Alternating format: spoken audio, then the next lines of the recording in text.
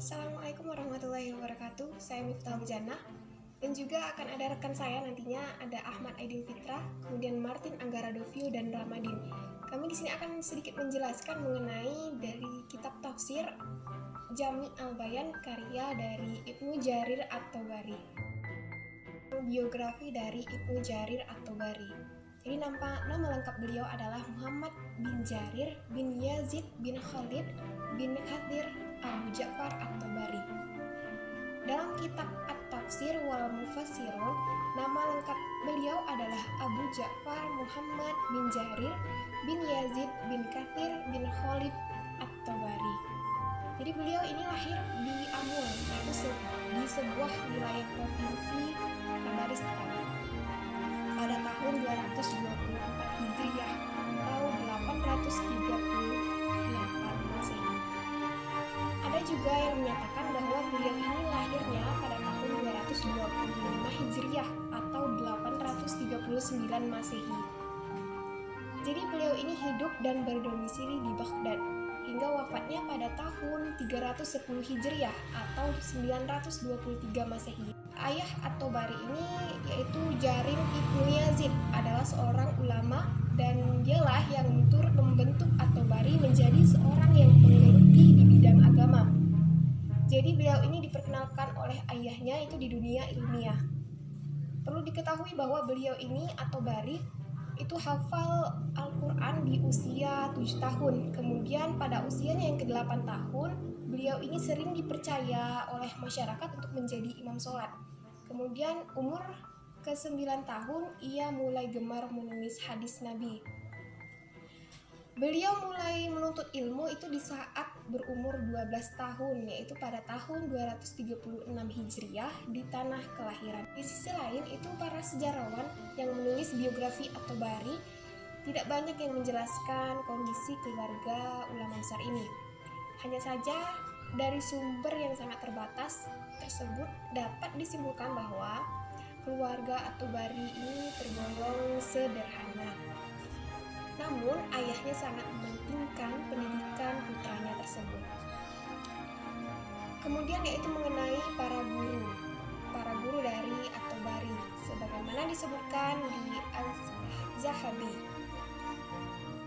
Di antaranya yaitu Muhammad bin Abdul Malik bin Abi Asy-Syawarib, Ismail bin Musa As-Sanadi, Ishaq bin Abi Israel, Muhammad bin Abi Ma'syar, Muhammad bin Hamid Ar-Razi, dan masih banyak lagi. Karya-karya at-Tabari sebagaimana di dalam kitab Mabahis fil Ulumil Quran oleh Syekh Mana Al-Matan menyebutkan di antara karya-karya beliau adalah Jami' al-Bayan fi Tafsir Al-Quran, Tarikh al-Umam wa al-Muluk wa Akhbaruhum, Al-Adab al-Hamidah wa Ahlak an-Nafisah, Tarikh ar-Rijal, Ikhtilaf al-Fuqaha, Tahdzib al-Atsar, dan masih banyak. Selanjutnya yaitu mengenai sejarah penulisan kitab Jami' al-Bayan. Jadi beberapa keterangan menyebutkan bahwa latar belakang penulisan Jami' al-Bayan di tafsir Al-Quran adalah karena at-Tabari sangat prihatin menyaksikan kualitas pemahaman umat Islam terhadap Al-Quran. Mereka hanya sekedar membaca Al-Quran tanpa sanggup menangkap makna hakikinya. Karena itu at-Tabari berinisiatif menunjukkan berbagai kelebihan dari Al-Quran.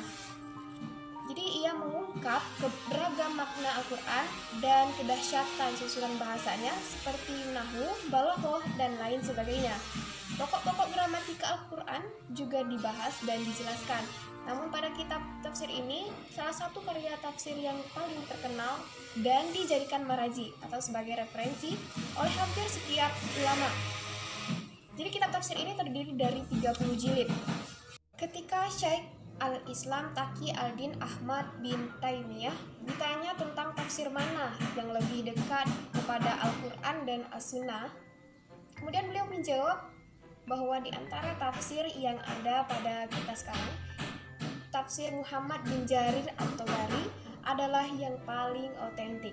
Kemudian ia menambahkan bahwa dalam tafsirnya memuat ajaran-ajaran salaf dengan sanad-sanad yang mapan dan tidak ada bid'ah di dalamnya. Dan ia tidak menerima riwayat dari perawi seperti Muqatil bin Bakar dan Qauli. Di sini saya akan menjelaskan mengenai bagian dari aliran kalam dan fikih. Secara harfiah, kalam berarti perkataan, sedangkan ilmu kalam sendiri dapat dipahami sebagai suatu kajian ilmiah yang berupaya untuk memahami keyakinan keagamaan dengan didasarkan pada argumentasi yang kokoh. Al-Imam At-Tabari adalah Sunni atau Ahlus Sunnah wal Jamaah.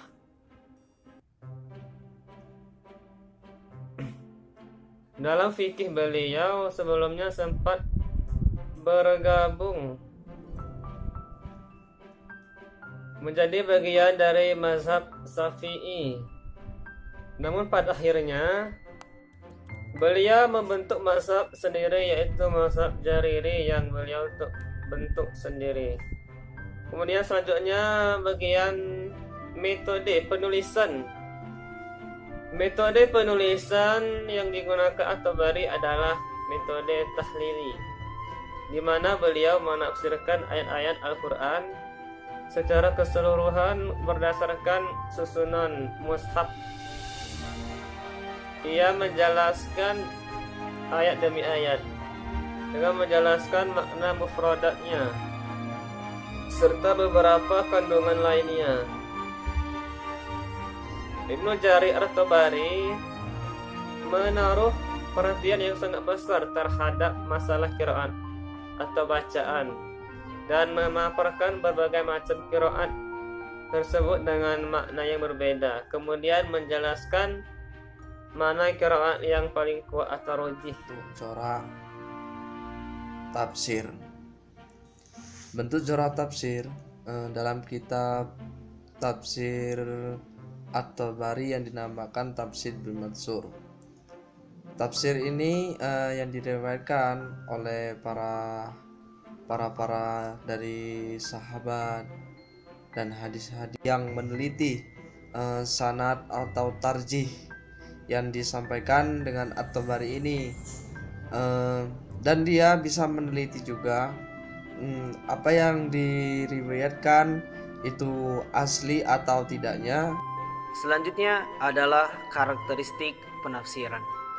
Tafsirnya Al-Imam At-Tabari itu menggunakan metode ilmiah yang memiliki unsur-unsur yang sangat amat jelas dan sempurna tentunya.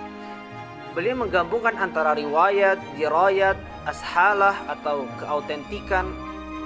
Adapun dari sisi riwayat, itu beliau peroleh dari studi beliau terhadap sejarah, sirah nabawiyah, bahasa, syair, qiraat, dan ucapan orang-orang terdahulu. Adapun dari sisi dirayat, itu beliau peroleh dari perbandingan beliau terhadap pendapat-pendapat para fuqaha setelah beliau ketahui dalil dari masing-masing mereka dan cara beliau mentarjihnya. Kemudian dari pengetahuannya terhadap ilmu hadis yang menyangkut studi sanad, kondisi perawi dan kedudukan hadis, satu hal yang mempertajam sisi dirayat beliau adalah karena beliau pandai dalam ilmu jadal atau perdebatan, yaitu ilmu yang menjadi sarana untuk mengadu dalil dan argumentasi, di mana Al-Imam At-Tabari adalah pakar dalam bidang ini. Selanjutnya adalah sistematika penulisan. Sistematika penulisan tafsir At-Tabari bisa kita rincikan dalam beberapa poin supaya kita mudah dalam memahaminya. Yang pertama, Biasanya Al-Imam At-Tabari memulai dengan menetapkan dan membatasi tema yang akan dibahas, baik itu berupa ayat dan penafsirannya atau penjelasan sebuah hadis. Kemudian menyimpulkan berbagai pendapat mengenai akidah, hukum fikih, qiraat, suatu pendapat atau permasalahan yang diperselisihkan. Kemudian yang kedua, apabila tema telah ditetapkan, beliau mulai mengumpulkan bahan-bahan ilmiah yang berkaitan dengannya dan berusaha semaksimal mungkin agar bahan yang beliau kumpulkan lengkap dan menyeluruh demi kesempurnaan tema yang beliau bahas. Semua ini dilakukan sebelum memulai penulisan. Yang ketiga, jika semua bahan kajian telah berkumpul, beliau pun mulai meneliti dan mempelajarinya.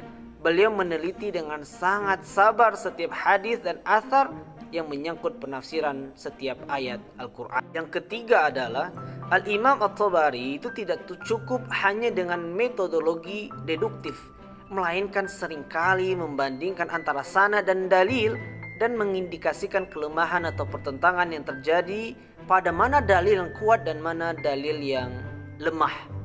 Biasanya beliau mengawali dengan kalimat yang benar dari pendapat ini, kemudian yang benar dari dua pendapat ini, atau yang benar dari beberapa pendapat ini, atau lagi dalam hal itu menurut saya, menurut kami, kata beliau serupa itu. Di dalam kitab tafsir beliau akan banyak kita temukan contoh yang menunjukkan hal tersebut, sehingga bisa dikatakan bahwa itu adalah ciri-ciri utama dari kitab tafsir. Mungkin itu. Baiklah, itulah yang dapat kami sampaikan. Saya tutup mewakili seluruh kelompok satu ini dengan membaca doa kafaratul majlis. Subhanakallahumma wa bihamdika asyhadu an la ilaha illa anta astaghfiruka wa atubu ilaik. Wassalamualaikum warahmatullahi wabarakatuh.